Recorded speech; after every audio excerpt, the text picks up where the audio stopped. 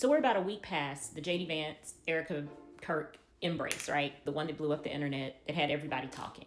So I know with all those conversations, it's been a lot of discussion. And so I'm going to talk about what I saw from this.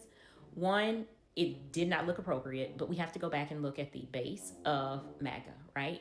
So right now, last week before this embrace, we heard JD Vance talking about his wife, how he wants her to convert. He's been married to that woman a long time, and he knew that she was a practicing Muslim. There was no problem until he decided he wanted to be on this ticket. We know that they are looking and strategizing for the future, and they're trying to make J.D. Vance a likable candidate to lead the Republican Party, the MAGA Party. But he has a problem. He doesn't have the likability factor, and he has a brown wife. MAGAs, we know what they stand for. Race is a big thing. So having a brown wife is a stain on him. So now he's publicly coming out and saying, I want her to convert. I think that's leading up to what's going to happen next, right?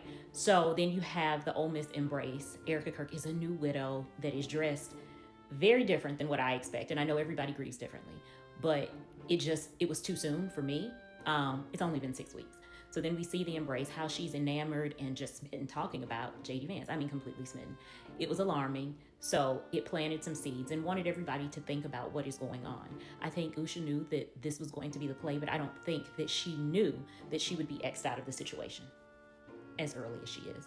I think right now that there is a play for power and likability, and J.D. Vance doesn't have that right now. He doesn't have that with a brown wife and small brown children. People feel sorry for her.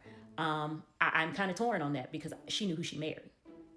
He hasn't changed that much since he has embraced this MAGA ideology.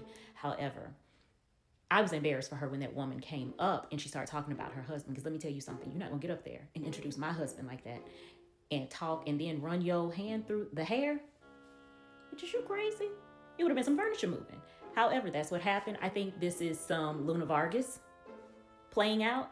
I think there was a bigger picture. It's a bigger scheme, but it'll be interesting to see how it all plays out. It's very, very interesting, but it was inappropriate on all facets.